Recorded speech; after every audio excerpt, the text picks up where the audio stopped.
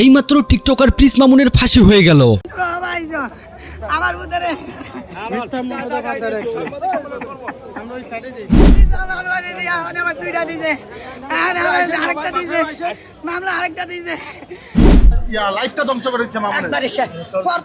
শুরু করছে লাইলাই লাইলাই 5টা মামলা দিছে, লাইলাই আবার হিজা আবার লিখনের দেওয়াইছে, আবার ওখানে মহানতা দেওয়াইতেছে, আবার ওখানে ইন্ডিয়াতে সেন্ডি সারে আনাইছে, সেন্ডি সারে আনাইয়া মামুনেরও এগুলা মনের কথা না। উনি যেমন আদালতের প্রাঙ্গণে কালকে বলতেছিল যে I love my wife, so এগুলা জাস্ট তাদের হচ্ছে মামলা থেকে নিজেকে বাঁচানোর জন্য এগুলা তাদের অবান্তর কথাবার্তা, এগুলা তাদের।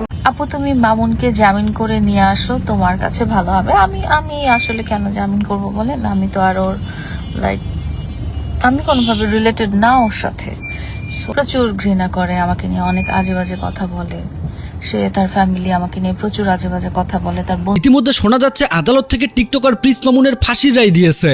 বয়স্ক মেয়েদের বিয়ে করে করে তাদের কোটি কোটি টাকা আত্মসাৎ করে শেষে তাদেরকে ধোকা দেয়। তাছাড়াও একাধিক মেয়ের সাথে শারীরিক সম্পর্ক করে এই প্রিন্স মামুন, আর যার ফলে এইবার আদালত থেকে নাকি তার ফাঁসির রায় দিয়ে দিল। তো প্রিয় দর্শক, সরাসরি সেই ভিডিও আপনাদের মাঝে দেখাবো, তাই সবাই ভিডিওতে লাইক দিয়ে শেষ পর্যন্ত দেখতে থাকুন। আমার ভিতরে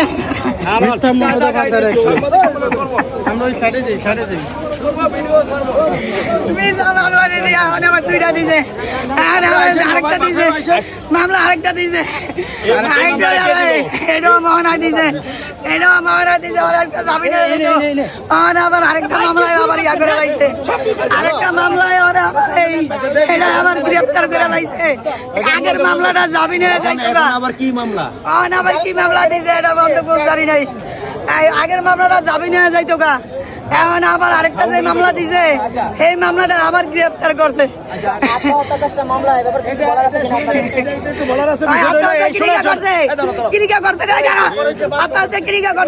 আর বাধ্য করছে করাইতে, রাইতে 2 রাত নিশি রাত বাড়িয়া বাড়িয়া যাইতো গা।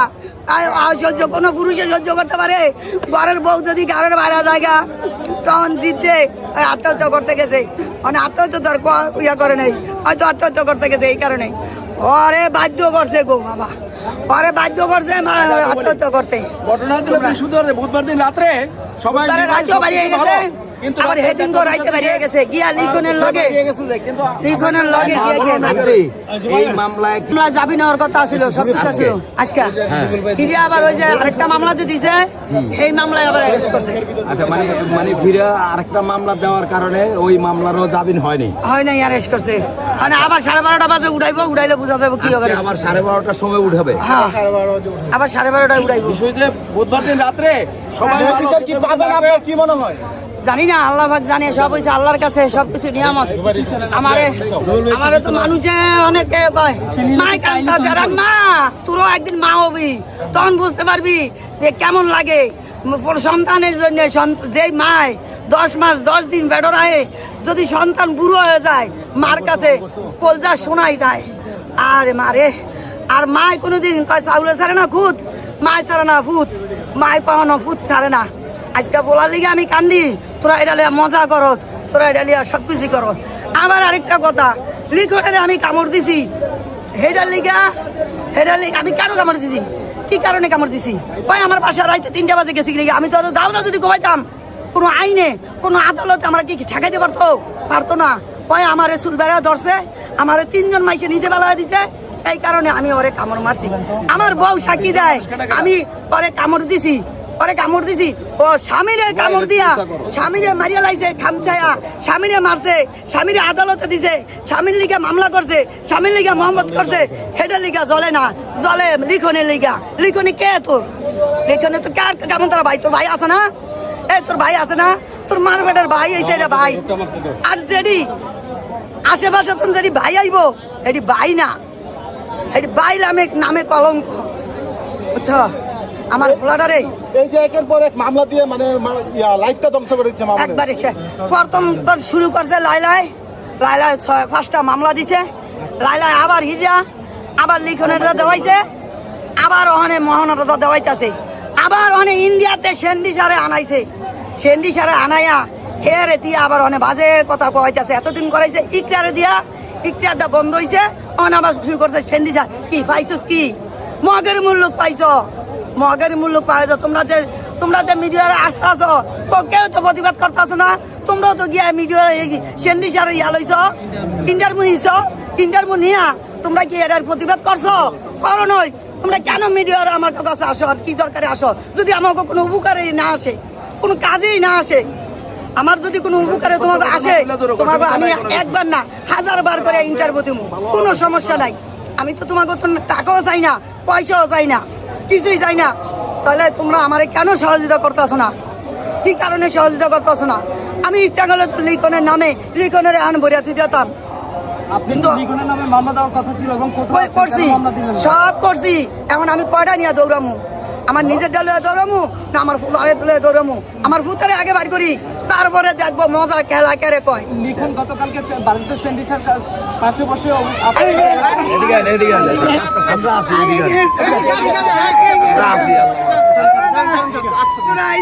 প্রিন্স মামুনেরও এগুলা মনের কথা না। উনি যেমন আদালতের প্রাঙ্গণে কালকে বলতেছিল যে I love my wife. So এগুলা জাস্ট তাদের হচ্ছে মামলা থেকে নিজেকে বাঁচানোর জন্য এগুলা তাদের অবান্তর কথাবার্তা, এগুলা তাদের মনের কথা না। এখন কিন্তু আমার সাথে কোনো সম্পর্ক নাই, ওনার সাথেই, যার কথা বলছেন লাইলা, ওনার সাথেই ওনার সম্পর্ক, ওনার ভাই। সো আমার সাথে কোনো ব্যক্তিগত সম্পর্ক নাই। উনি আমার যেদিন হচ্ছে আমাকে অ্যাটাক করতে আসে আপনাদের সবার সামনে মামুন, ওই দিন আমার বাবা মা আসলে খুব ঘাবড়িয়ে যায়। আমার বাবা মাই বাসায় ছিল, আর কেউই ছিল না। ওই পারপাসে লিখন বলতেছে ঠিক আছে, ও যদি আরেকবার অ্যাটাক করে, ও নিচ থেকে এসেছে, ওর সাথে কিন্তু আমার কোনো যোগাযোগ হয়নি, নিচ থেকে এসেছে, আরেকবার যদি অ্যাটাক করে আমি থাকি। সো ওই দিন আমার বাবা মাকে জাস্ট হেল্প করার জন্য বা ওনাদেরকে মানসিকভাবে একটু স্ট্রেংথ দেওয়ার জন্য উনি আমার বাসায় ওই দিন ছিল, আর কিছু না। ওনার সাথে আমার ব্যক্তিগত কোনো সম্পর্ক নেই। উনি মাঝে মাঝে খোঁজ খবর নেয় সব কিছু ঠিক আছে কিনা, জাস্ট এতটুকুই। সেটা কি মনে হচ্ছে না আপনাদের যে এটা শুধুই মানে তার ছেলেকে জেল থেকে বের করার জন্য সে এটা করছে? বিকজ তার যদি এটা মনের কথা হতো, সে কিন্তু গতকালকে আমাকে নিয়ে খুবই বাজে বাজে স্টেটমেন্ট, খুবই মিথ্যা এলিগেশন, সে এবং মামুনের বাবা খুবই মিথ্যা এলিগেশন দিচ্ছে, যেগুলোর সাথে মানে ওনার বাস্তবতার কোনো মিল নেই। এই ধরনের কোনো প্রমাণ ওনারা দিতে পারেন নাই। সো উনি আজকে জাস্ট আমার মামলা আপোষের জন্যই উনি আমার সাথে বলতেছিল যে আমি আপোষ করবো কিনা, এই জন্যই সে আমার সাথে কথা বলতে আসছে। এগুলো তার কোনো কিছু তাই এতদিন সে আমাকে ফোন দেয়নি কোনো দিনই। আজকে তার সাথে আমার দেখা হয়েছে, ওনাদের যে একজন মুহুরি ছিল, ওনার মাধ্যমে কথা হয়েছে। উনি আমাকে কোনো ফোন দেয় না। ওই যে বললাম যে ওনারা জাস্ট হচ্ছে সোশ্যাল সিম্প্যাথি ওনাদের দরকার, সোশ্যাল সিম্প্যাথির জন্য ওনারা অনেক রকমের অ্যাক্ট করে ক্যামেরার সামনে, বাট ক্যামেরার পিছনে ওনাদের পুরাটাই একটা ডিফারেন্ট রূপ। স্যান্ডি সাহাকে তো আমি চিনি না, ওনার সাথে তো আমার কোনো পার্সোনাল সম্পর্ক নেই। আমি কেন স্যান্ডি সাহাকে নিয়ে আসবো ভারত থেকে মামলা দেওয়ার জন্য? আর স্যান্ডি সাহা আমার কথার পারপাসে কেন আসবে ভারত থেকে? এটা একদম অযৌক্তিক কথাবার্তা না, এগুলো একদম অযৌক্তিক কথাবার্তা। আচ্ছা, লিখনের যে ব্যাপারটা, লিখনকে নিয়ে অনেক কথা হচ্ছে। লিখনের যে ব্যাপারটা, লিখনের সাথে তো আমার কোনো ব্যক্তিগত সম্পর্ক নেই। আমি যখন আপনাদেরকে ডেকেছি, উনি আমার সাথে এসেছে, উনি সাথে এসে উনি আমাকে জাস্ট হেল্প করেছে, ওনার সাথে আমার কোনো ব্যক্তিগত সম্পর্ক নেই। এগুলো নিয়ে অনেক অবান্তর কথা হচ্ছে সোশ্যাল মিডিয়াতে। আমার বাসায় আসলেও থাকলে, ওই যে আপনাকে বললাম যে যেদিন আপনারা এসেছেন ওনার সাথে উনি এসেছে, আমি ওনার সাথে পার্সোনালি কোনো কন্ট্যাক্ট করিনি। উনি সবার কথা শুনেই হয়তো এসেছে। আমি ব্যক্তিগতভাবে ওনার সাথে আমার কোনো যোগাযোগ হয়নি না। আমি আর তাকে মাফ করবো না, কারণ 5 মাসে সে অনেকবার একই জিনিস কন্টিনিউয়াসলি রিপিট করতেছে। আমি আর তাকে মাফ করবো না ভাই, সে একজন অপরাধী, তাকে আমি আর মাফ করতে চাই না। এই ব্যাপারে আমি কোনো সিদ্ধান্ত নিইনি, এটা হচ্ছে ফ্যামিলির উপর, আমার ফ্যামিলির সাথে কথা বলবো। আমি তাকে মাফ করবো না, ডিভোর্সের ব্যাপারে সিদ্ধান্ত নিইনি। সংসার করবেন আবার? এটা আমি এখনো বলতে পারছি না, মনে হয় না সংসার কন্টিনিউ করা হবে। এই ব্যাপারে আমি এখনো কোনো সিদ্ধান্ত নিইনি।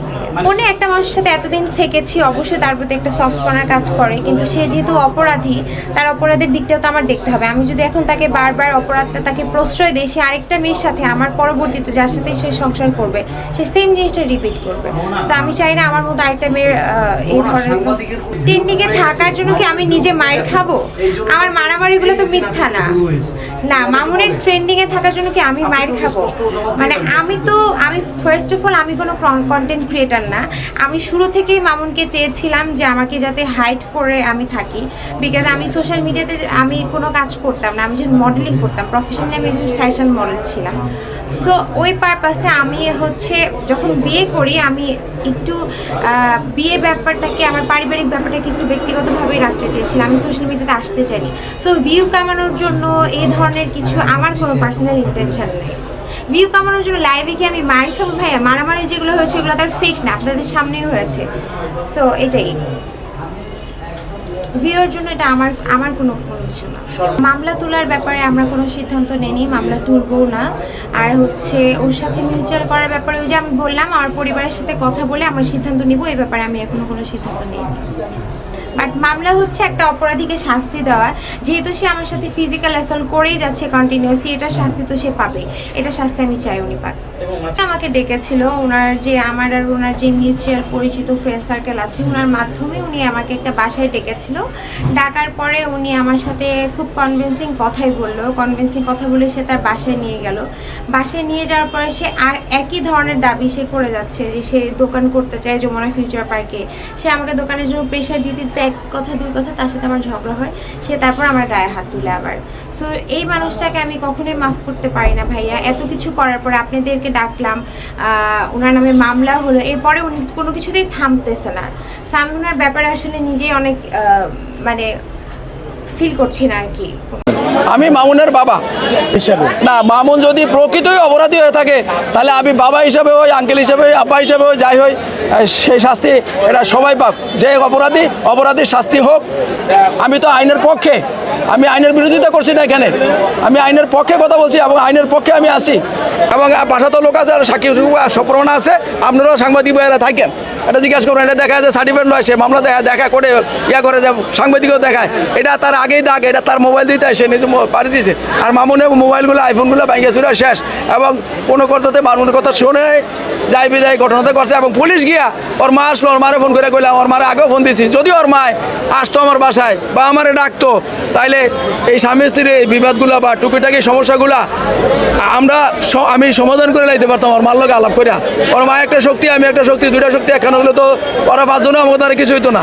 কিন্তু মহানার মা আসে নাই, এরা এরকমই ধরনের চাইছিলাম, বুঝাইছিলাম, বলছিলাম আগে, কিন্তু ওরা এই ধরনের আসলে এই ঝামেলাগুলো দাঁড়াইতো না বড় ধরনের। এবং হ্যাগো তো মায়ে মেয়ে কীরকম, হেরা তো ওই যে থানাতন পুলিশ নিয়ে হ্যাগো পয়সার আছে, পয়সার জোরে চলে, মামলা ছাড়া ওয়ারেন্ট ছাড়া আমার জানা মতে নাই। আমার কাকা একজন ডিস্ট্রিক্ট কানুগো ছিল, আমার মামা একজন আপনাকে করেই ওকালতি করতো, অ্যাডভোকেট মতিউর রহমান, ওনার বড় ভাই ছিল, তারপরে ছোটো ভাই আছে পিবিআইতে আছে নাসির উদ্দিন।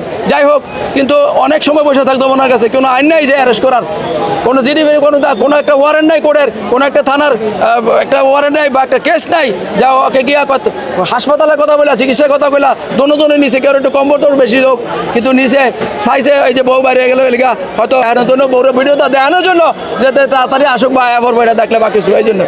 এখন হাসপাতাল নিতে গেছে, হাসপাতাল নিলে তার বাবা আছে, তার মা আছে, তার বোন আছে, ভাই আছে, তার বাড়িওয়ালা আছে, তার আত্মীয় স্বজন আছে, হ্যাঁ তুই এত শুভাকাঙ্ক্ষী গেল গা, হ্যাঁ তো নিয়ে কয় যে আমরা বৌমু থানায় বাইয়া করবো, অথবা আমার ফোনও দেয় নাই বা বলেও নাই, বা বাসা থেকে দূরে ব্যবস্থা করে নিয়ে এদিকে মহানার মাই নিয়ে ধরছে, মামুনের মারে, এদিকে লিখনে ধরছে, এদিকে ওই মহানা এলা ছাড়াই দেওয়া যেভাবে ধরা ধরে মা তো মা ওই তো অ্যাকচুয়ালি হইলে তো হেও ধরন টরন আর কিনো এটি নিয়ে পারতেছি না। এটা তো পুলিশে আমার ফুলাই না, আমার তো না কয়ে বাইরে এলে পরে নিয়ে হাসপাতাল নিয়ে আগে গিয়ে বাসাটা জায়গায় ব্যাগতেই দুইজনই করছে, দুইজনই থানায় থাক, দুইজনই এক জায়গায় থাক, নাহলে দুইজন বাপমার কাছে থাক, আপনারা একটা টাইম দেন। হে বসাতে নাই রাখিয়া দিকে থানা আটকে, হ্যাঁ পর দিকে 3টা সাড়ে 3টা বাজে মামলা লেখা হ্যাঁ করে পাঠায়। আমি ওসি সাহেবের একটু বললাম, হ্যাঁ একটু কইলাম, কয় দেখি তো মনে করলে বউ যদি না করে সারে, তাহলে আপনারা মামলা করেন, ওয়ারেন্ট করেন, করার পরে অর্ডার নিয়ে আপনারা যান, ওয়ারেন্ট দেয় হ্যাঁ পরে গিয়ে আপনারা আনেন অ্যারেস্ট করে, সমস্যা তো নাই। আর যাই অপরাধ করে তার আশা করি যে তদন্ত করে সার্বিকে লাইলার মামলাগুলো আমি পূর্ণ তদন্ত দিব, আমি পূর্ণ তদন্ত লাইলার মামলাগুলো দিব। ওই ক্যান্টনমেন্টের একটা থানা আছে এসআই সৈকত, আমি সৈকতকে ফোন করি, আমি গুলশান থানার ডিসি সাহেবকে জানাইছি যে সৈকতকে গেলা পরে আমি যদি একটা মামলা করি, বর্তমান যুগে একটা মামলাকে কইরা লেখা ওয়ারেন্ট করে বার করতে আমার বেরবেরেনি বাড়ি হয়ে যাবো গা, এত কঠিন এই প্রমাণ দিতে। কিন্তু গেলেই মামলা লেলে, গেলেই মামলা টাকার জোরে করে না বিছনা জোরে করে আমি জানা নাই। তবে সৈকতের আমি ফোন দিই, ছেলে বয়সী মানুষ, আমি তার বাপ সমতুল্য, চাচা সমতুল্য, হে ফোন দিলে অনার ফোন ধরে না, আগে ধরলো কাটিয়ে দিত শুনে, কারণ উত্তর তো নাই। একটা মামলা থেকে একে 6টা 5টা মামলা কীভাবে করে ওয়ারেন্ট করে, আর যত হয়রানি করে মানে ভালো লোককে, কারণ এখানে অন্যায় অপরাধ কিছু নাই, এগুলো আরও 2-10 জন আত্মীয় স্বজন বা গণ্যমান্য লোকজন জানে বিষয়টা, জিজ্ঞাসাবাদ দেয়, একতরফাভাবে সে ইনকোয়ারি করে, রিপোর্ট দেয়, চার্জশিট দেয়, অথচ দুইজনে কেন্দ্র করলে দুইজনে তো শুনতো, একজন কাছে না থাকতে তার মোবাইল নাম্বার দেন, আমি একটু কথা বলি তার সাথে, আমি যে রিপোর্টটা দিব যদি ভালো না হয় তো উপর ধরে অতি সাপেক্ষে ধাক্কা হইব, পাবলিকের ধাক্কা হইব, মানুষের ধাক্কা হইব, হ্যাঁ শেষ পর্যন্ত আমার অসুবিধা হবে, চাকরি চুক্তি যদি আমার বান্দরবান ট্রান্সফার করতে পারে, এগুলা সে কখনো বলে নাই আর কিছুই করে নাই। সে ওখানে টাকার ধরে হোক না পিস্তাতা হোক যাইভাবে হোক, আর আমার জানা নাই এই মামলাগুলো কেন এইভাবে করলো। এটা বিচার রয়ে গেল। আমি সাংবাদিক সম্মেলনও করব, আমি উপর থেকে তদন্ত দিব, হয় পিবিআই রে, নাইলে টিভিতে, আর নাইলে যাইটাতে হোক তদন্ত দিব হাকিমের কাছে। আমি এটা আর প্রিয় দর্শক, এতক্ষণ থেকে পুরো ভিডিওটি প্রথম থেকে শেষ পর্যন্ত দেখার জন্য আপনাদেরকে অসংখ্য ধন্যবাদ। পুরো ভিডিওতে দেখতেই পেলেন এই টিকটকার প্রিন্স মামুন ইতিমধ্যে জেলে রয়েছে।